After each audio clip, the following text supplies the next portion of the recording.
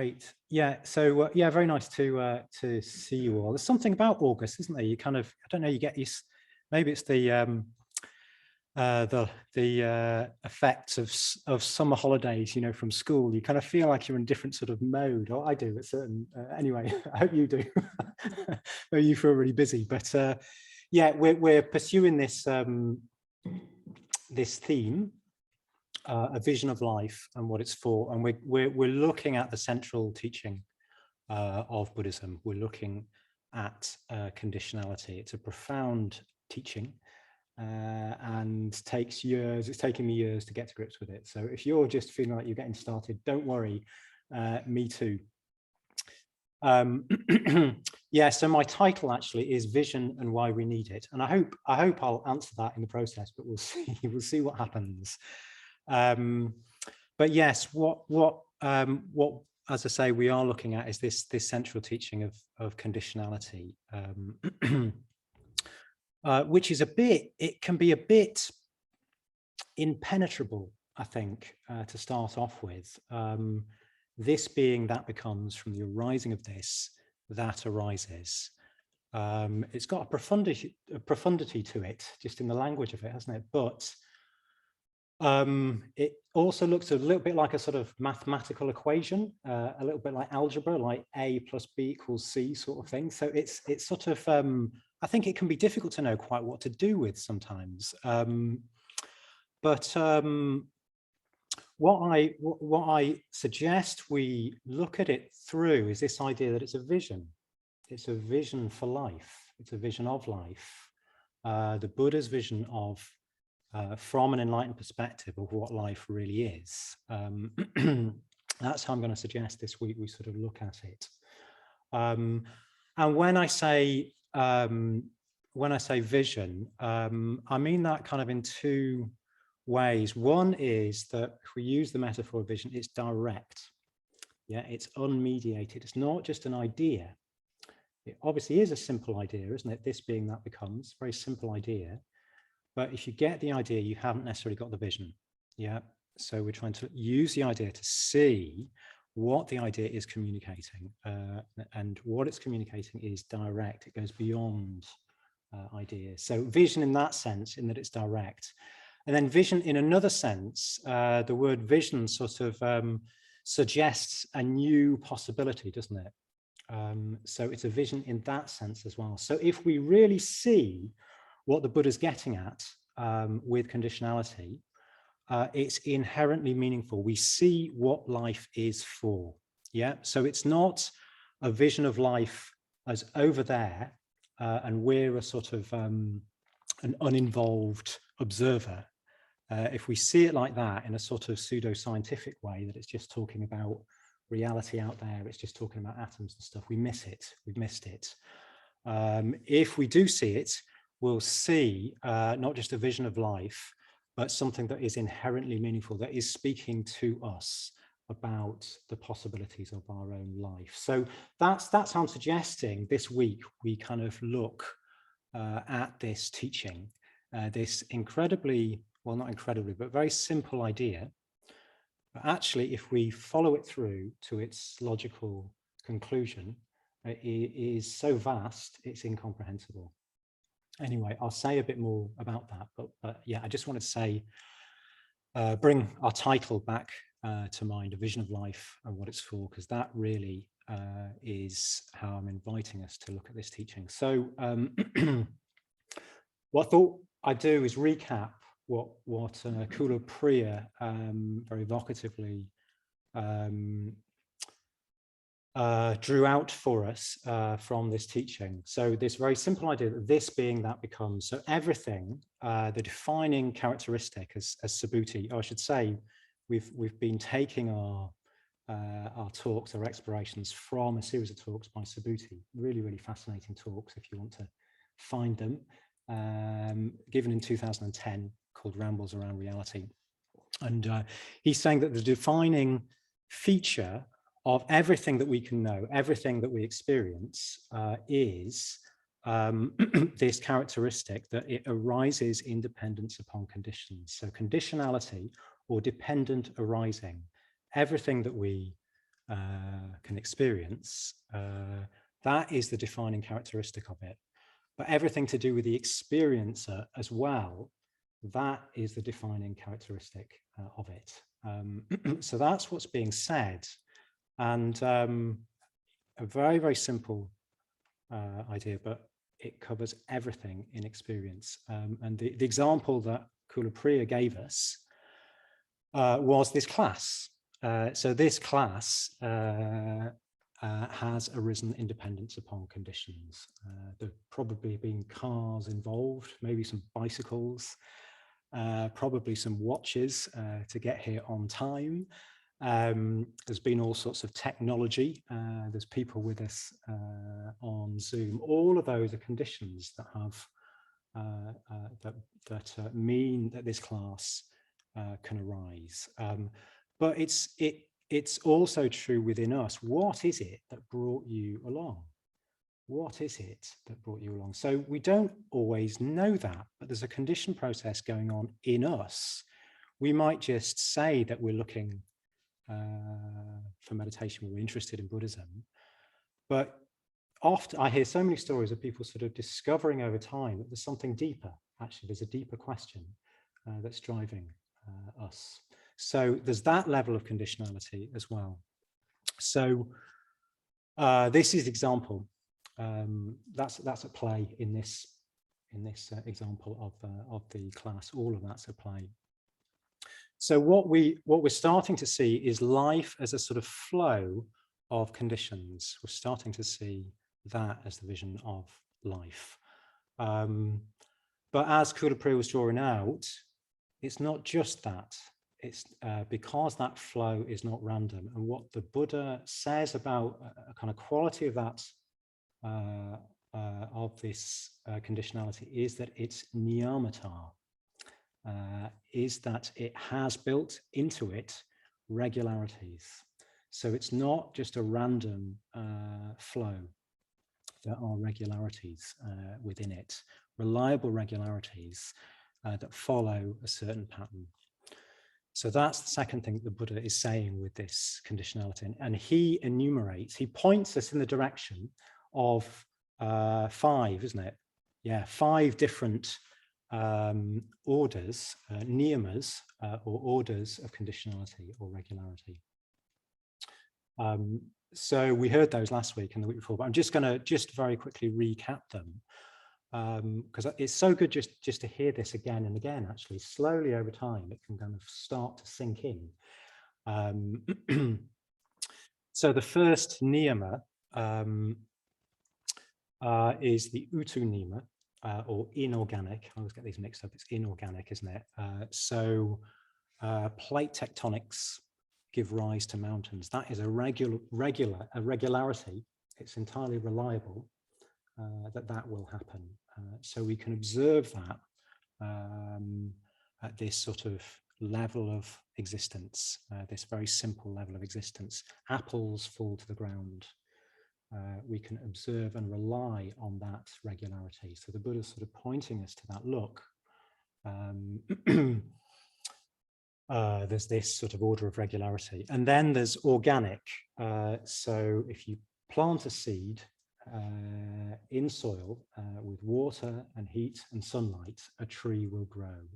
You can rely on that. If the conditions are right, a seed will grow into a tree. There's that next level, slightly more complex, slightly higher level of order of existence. And then the next level is the mano niyama, which is sort of the level of simple cell organisms, the level of sort of basic instinct. Oh, that's a film, isn't it? No, I don't mean that basic instinct. Yeah, so just the fact that if there's an oncoming car that steers into our path whilst we're walking or driving, fear will arise. That is an inevitable regularity. We don't control it, it's instinctual. That happens with all sensing animals, seemingly. So just that level of existence, slightly more complex kind of level of existence that we can see follows certain patterns. There's a reliable regularity to it. So you might wonder why the Buddha's going on about all this. You know, was he a proto-scientist? Well, no, he wasn't. He didn't actually say anything about the laws that govern these regularities. He just said, look, you can see it. It's part of the nature of existence, that there are these reliable regularities. And then Subhuti talks about this next level, the emergence of this next level in a really interesting way. He says that those patterns of instinct emerge in more and more sophistication until self-consciousness emerges. That's a really interesting way of sort of seeing it, isn't it? That that it's a sort of development, an evolutionary development. And self-consciousness is a profound arising, really. On the basis of self-consciousness, another niyama arises, which is the Karma Neoma. This regularity that shows that our willed action, the quality of our volitional action, leads to our fulfillment. Yeah. So in development upon self-consciousness, there arises an enduring sense of self through time. So that is not there without self-consciousness. We don't have a sense of being a self, an enduring sense of self through time. And on the basis of that, when we act, it affects not just the externals, but it affects the internals. And that is what karma is getting at. That if we act skillfully with volition that is based in love, generosity, mental clarity, then our experience, internal experience, arises in a more fulfilling, generally more pleasurable, more subtle, more sensitive way. If we act unskillfully, then, well, that will have an effect outside as well, but it also affects inside. It affects our sense of self. So we will, our sense of self will arise in a more contracted, more cut off, isolated, more reactive sort of way. So that's what's being said with karma, that the quality of our volitions lead to our fulfillment. So this new level arises in dependence upon self-awareness. Without self-awareness, actions will just affect externally. So that's really, really interesting, isn't it? Really, really interesting to kind of reflect on. So Subhuti also says, really interestingly, karma doesn't yield, I'll read this to get this right, it doesn't yield a reward, it wakes up your sensibility. We can think of it a bit too much in terms of we'll get what we want if we're nice. It's not saying that. It's not saying that. It wakes up our sensibility. So we'll be exploring that actually a bit next week. Samudra Ghosh will be interviewing me on how that's the case, how that's been the case in my life. The following week, I'll be interviewing Virya Jyoti on a bit more on karma, on positive emotion.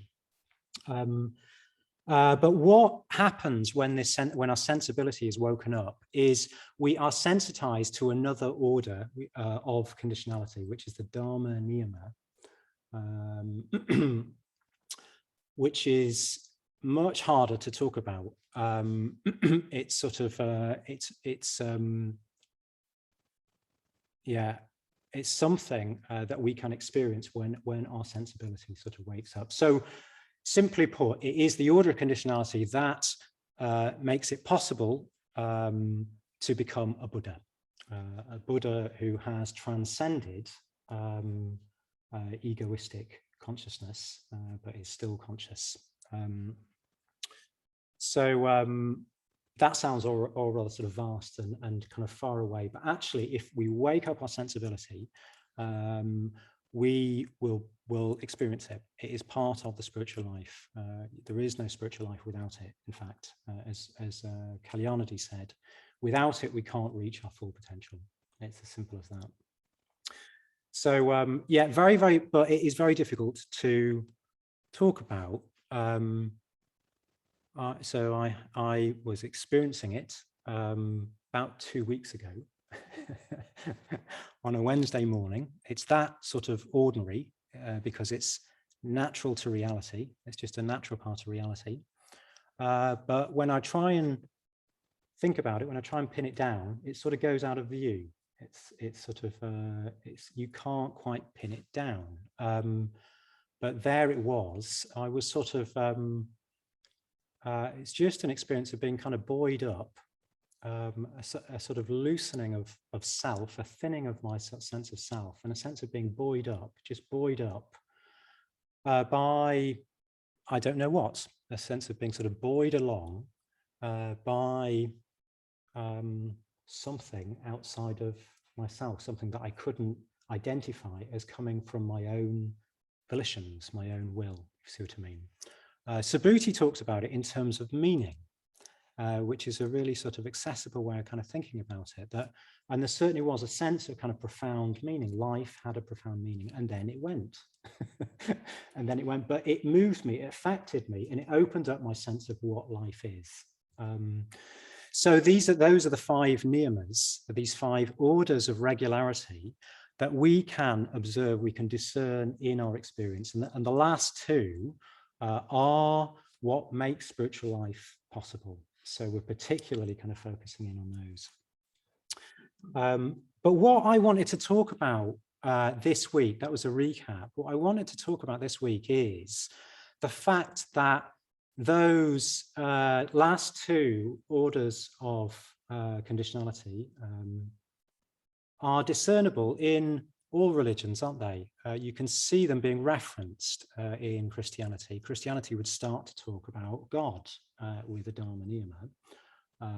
As Kula Priya said, from a Buddhist point of view, that is adding something in that's not part of reality.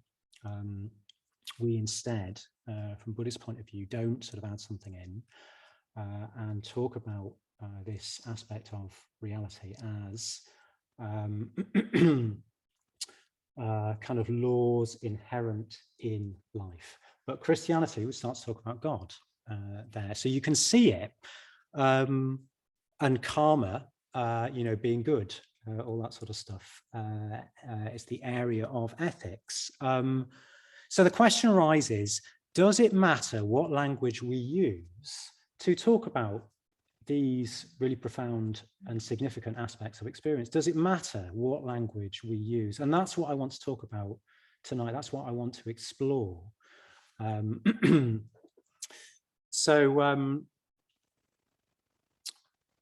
Yeah, language is hugely important to us, isn't it, as human beings? I think somebody argued that it's what defines us as human beings, actually, the capacity to language. Anyway, I might be misquoting somebody there, but I don't know. Yeah, so I think it's fair to say that we can talk about sort of language being used at different levels of existence. So there's the level of thought and opinion, which might be expressed, or it might just be internalized. Thoughts going through our head are generally expressed in language. And then there is what Buddhism will call view. It distinguishes that first level of thought and opinion from view. So I'll say a bit more what view is. And then I talk about vision, which is beyond language. It's reaching beyond language. As I say, it's something direct. Yeah. So, yeah, where to start with this?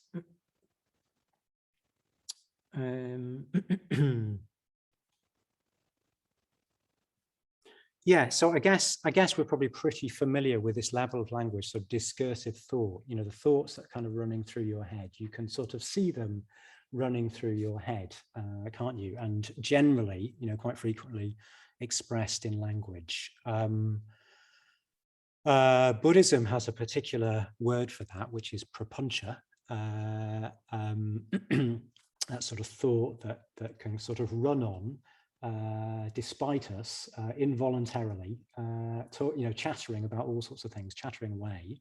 And then we can express that in opinions. And the thing about this level of thought and opinion is it can be completely unrelated to our lives, to our experience. Yeah, so you can espouse opinions, you can express opinions that run completely counter to how you're living your life. It's rather embarrassing when you do that, and much better ignored, which is what generally we do to cope with that. But that's what we can do. So there's this level of language. Similarly with our thoughts can be running through, it can be completely unrelated. So one way of talking about that is alienated intellect. We're using the intellect, but it's completely alienated from experience. And then there's the level of view. So a characteristic of view is generally it's non-discursive. So it's very easy not to notice it. We generally don't notice our views. So it gets a bit harder to talk about. But yeah, I want to just sort of draw out what is a view and how does it relate to our experience. Thought is sort of alienated from our experience, but view isn't. But what is the nature of relationship to experience? So just an example.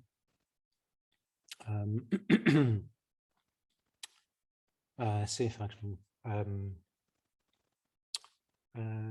explain this for an example. So yeah, when I was a kid, I must have been about like 7 or something like that, I decided for Lent to give up sweets.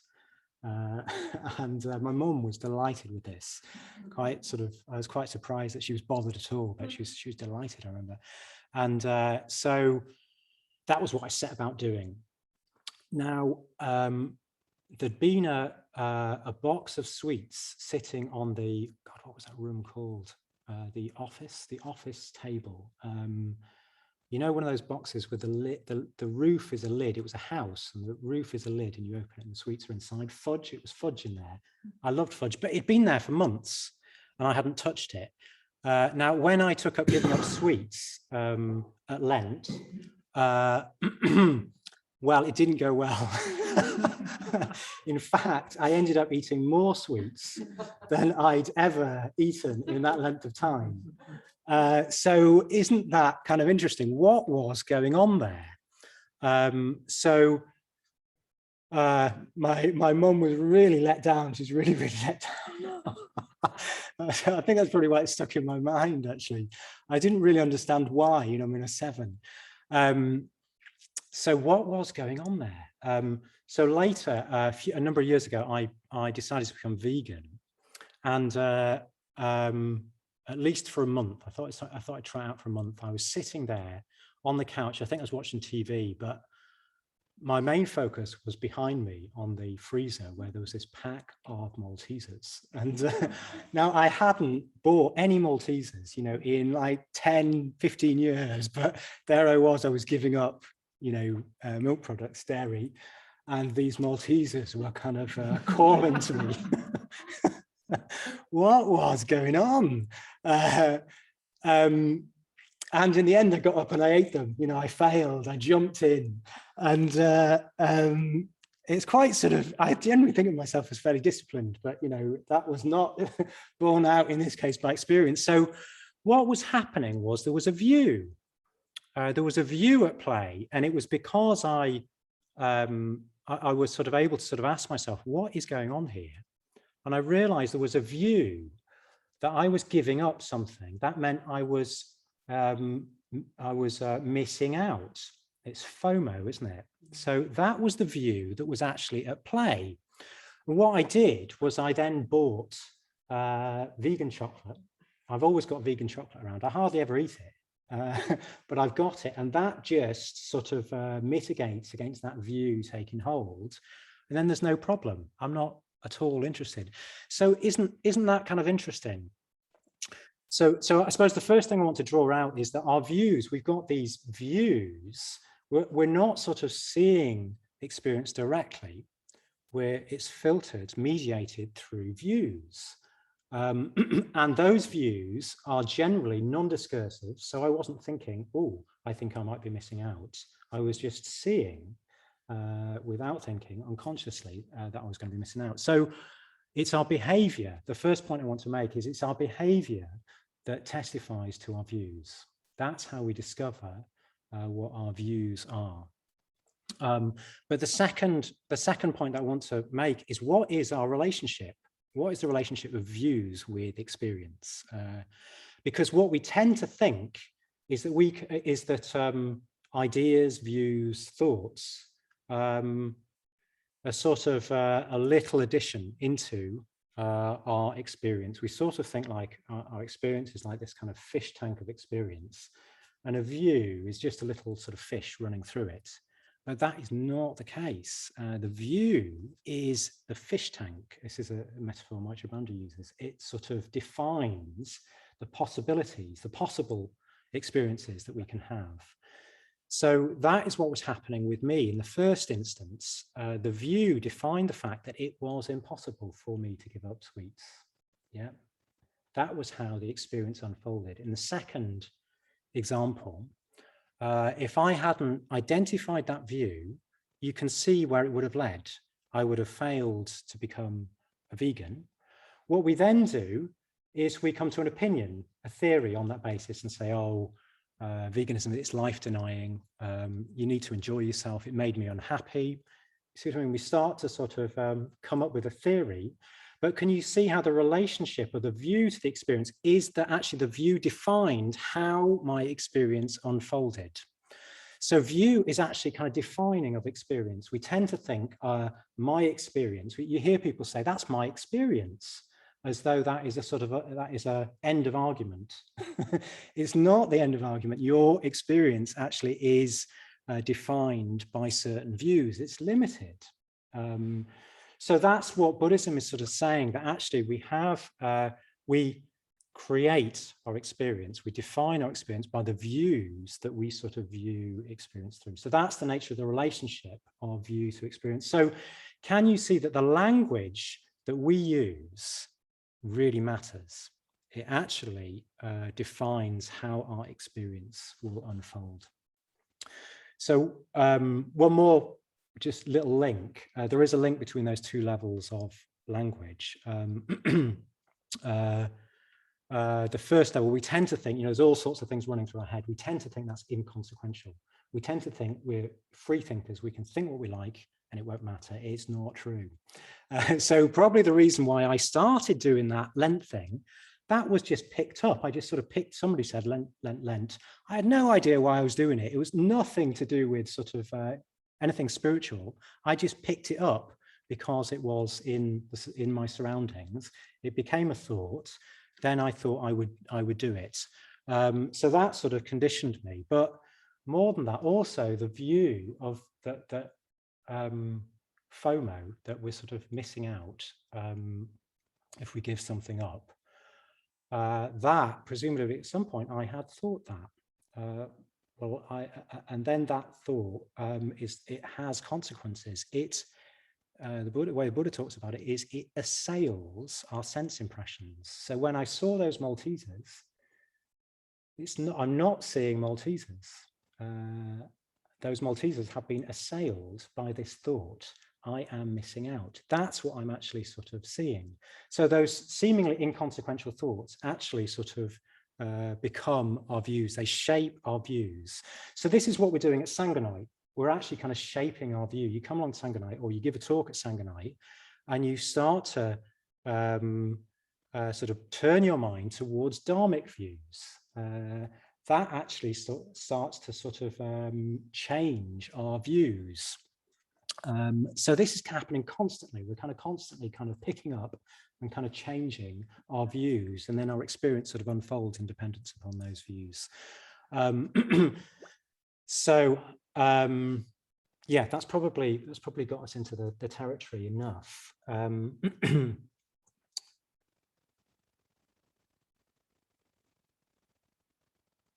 So a bit more about views. So Buddhism talks of wrong views and right views. and then said that Buddha himself had no views. So a wrong view sounds pretty unequivocal, doesn't it? It's probably better talked about as partial. It's partial. So for example, the fear that I was missing out, it's partially true. If I stop eating chocolate, I am missing out on eating chocolate that has milk in it. It's sort of partly true, but it's so partial, it's unhelpful. A right view is sort of panoramic.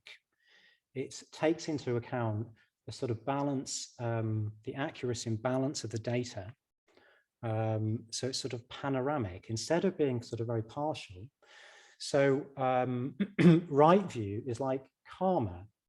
So can you see how karma is saying much more about that experience than fear of missing out? Karma is saying, yes, if you, on the basis of sort of feeling like you're missing out, if you stop eating chocolate on that basis, your experience will unfold in an unhappy sort of way. That is why I wanted to eat more chocolate. Yeah, so it's saying that, but it's also saying, actually, if you engage with giving up chocolate on the basis of sort of feeling a sensitivity and an empathy with the animals who will be, you know, harmed by the use of the making of that product, your experience will unfold in a more fulfilling way. So can you see how that is saying much, much more? It's much, much more accurate, and it's much, much more panoramic. Yeah, so that's what right view is trying to do. But there's more to it than this. The Buddha said he had no views. Now, what is going on there? You sort of think, did you not know what he thinks? What does he mean by that? It's quite puzzling to us, isn't it? But what he's getting at is that even right view is limited. Even right view is merely a sort of representation of reality, and he was seeing reality directly. So this, again, it's sort of harder for us to see that even with right view, it's nonetheless a view. It's harder to see because we experience, life sort of opens up. We experience it more panoramically. We feel like we're seeing things more clearly, and we are, but there's still a subtle limitation, the Buddha's saying. So perhaps an example is, sometimes you hear people, you hear Buddhists talking about direct experience. You don't want to get into prapancha. What you need to do is get into direct experience. And you can say, yes, that's very interesting. That's a helpful view. And they say, no, not view, direct experience. Yeah, but that actually is a view. You can say that the view of direct experience, that you're approaching your experience through this view of direct experience that has contained within it this distinction between abstracted thoughts and direct experience. That is a view. No, I mean direct experience. So we don't actually notice that we're seeing with a view. We're seeing with a view. And if we're seeing with a view, to the extent that we're seeing with a view, we're not seeing it fully and directly. The Buddha said more than that. To the extent that we're seeing with view, that will potentially lead to us falling out, getting into conflict. And you do hear Buddhists getting into conflict talking about direct experience. So that is what can start to happen. We don't realize that we're seeing things through a view, a helpful view, but nonetheless, we're not seeing things directly. So the Buddha is saying, no, there's something deeper than that. So this is sort of incredibly insightful as to human nature. This is what the Buddha is getting at with conditionality. He's saying it's a vision. Yeah. So I just want to draw this out. I know this is kind of quite subtle, but I just want to draw this out a bit more.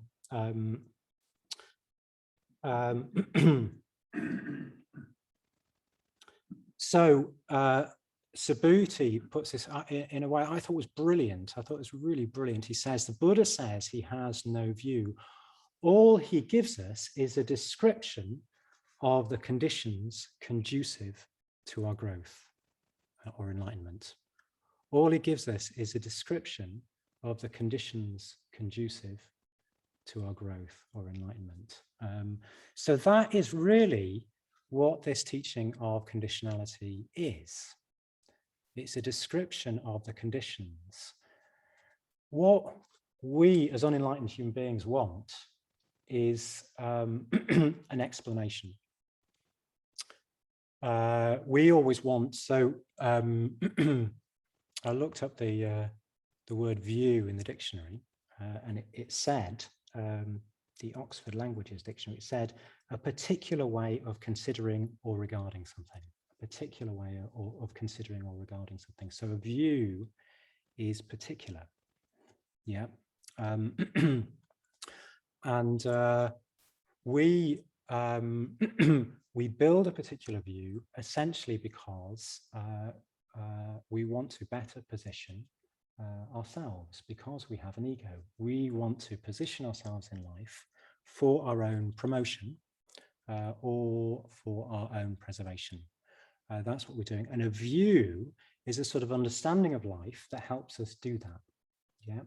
So that is our tendency as human beings. We're always sort of building a view, Yeah.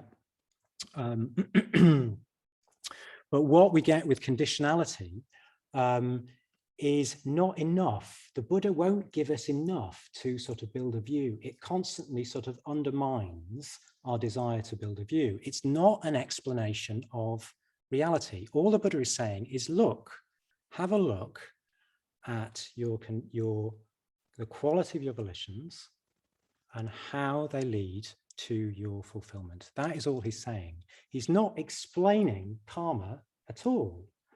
He's not a scientist in the sense of explaining the laws that give rise to the regularities of apples falling to the ground. He's not giving us an explanation at all. Can you see how all he's doing is describing the conditions? He's pointing us in the direction of the conditions. What we want to do is get an understanding of how to do it. That's what our ego inevitably sort of wants to do. So conditionality is uncomfortable for us. It's really uncomfortable. It's sort of, you feel like you're sort of slipping off it. I always feel sort of slightly vertiginous, slightly sort of queasy in the stomach. You sort of, you feel slightly out of your comfort zone with this view of conditionality.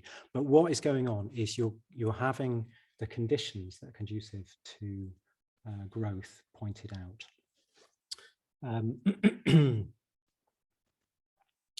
So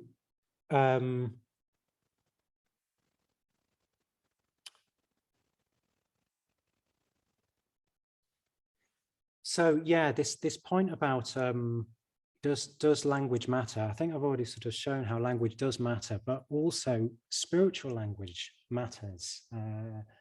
The spiritual experiences that we have will unfold in dependence upon the sort of language with which we sort of understand them.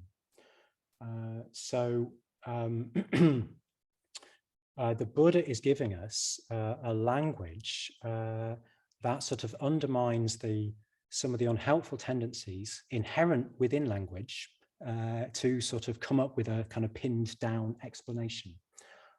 He's giving us a language that instead we have to do something with. We have to sort of look into our experience and explore what does happen when I act with generosity. What does happen when I act with greed? The Dharma Neoma, he gives us such little sort of conceptual content to what it is. You have to discover it. So that is what we're getting with conditionality. So the tendencies of language are that with this area of spiritual experience, well, perhaps I'll just say, Subhuti says this is perhaps the best language we can use to help us grow. Conditionality, the Karma Neoma, Dharma Neoma is perhaps the best language we can use to help us grow, because the tendencies, there's two sort of extremes that language can go into when we're talking about this area of experience. If you try and talk about your experience of Dharma Neoma, either we go to the extreme of sort of over concretizing it, making it sort of rather concrete. As I say, I sort of felt buoyed along by something that was something like a sort of force that was outside of my willing. All too easily, we go into starting talking about the force. We sort of concretize it into a thing. That is inherent within the inherent tendency within language to kind of concretize it. Interestingly, Subhuti says that if we do that, we'll kind of solidify the experience, which will very soon come to deny it, which is really interesting, isn't it? Worth sort of further reflection. The other extreme is nihilism. The world that we live in is a nihilistic, largely nihilistic world. That view of FOMO, that actually you need to open your consumerist sort of options more and more and more and more and more, and that's what's going to lead to your fulfillment. That is a nihilistic view, because it completely eclipses Dharma Neoma. It completely eclipses it. So we end up living in a kind of flat, meaningless, dead universe. That's the sort of world that we've, that's oh so familiar to us, isn't it? So this view of conditionality, it actually eludes our constant desire to comprehend, for comprehension. It actually sort of eludes that. And leads us beyond our comfort zone. It leads us towards vision. We have to start to look at life more directly, try and look at life more directly. And the reason why, what's my title? Vision and why we need it. The reason why we need this is because if we don't do that, we will limit ourselves. You will not reach your full potential. We will not reach your full potential. Also, we will end up in conflict. Whether that you ever actually sort of meet someone with a different view or not is another matter. But religious views have led to so much warfare through history. It is shocking, isn't it? It's one of the reasons why I'm a Buddhist, because in Buddhism there is considerably less of that has actually happened. So that's another reason. It's not completely free of it, and that's human beings. But Buddhism has this inherent sort of undermining of the tendency to appropriate a view and then get into, beat someone else up with that view. So that is why we need vision. Vision that actually critiques view. It says view is incredibly important, language is incredibly important. It actually determines our experience. It's determining your life right now, but it's also limited. We need to go beyond it. We need something more than that. We need vision. That is what conditionality, the language of conditionality, is inviting us to engage with. It's tremendously profound, tremendously far-reaching, and tremendously challenging, tremendously beautiful, though, I find it as well. Great. So I hope I've sort of I've opened up this area, this important area of language, that we can't just think in terms of spiritual experience. The language that we bring to that experience actually defines how it unfolds. So the language we choose, the religion we choose, will affect how experience unfolds. And that is why the Buddha teaches conditionality. So I hope that's given you plenty to explore. I've got some questions for you. We can get into groups now. And the questions I've got for you. Team, would you just put your hands up? Oh, you're all bunched over there. Maybe you could spread out a little bit, and then You could get into groups with team members. Would Kulapriya and Eileen, would you mind just spreading yourselves? And then before you introduce yourselves, I'll give you some questions.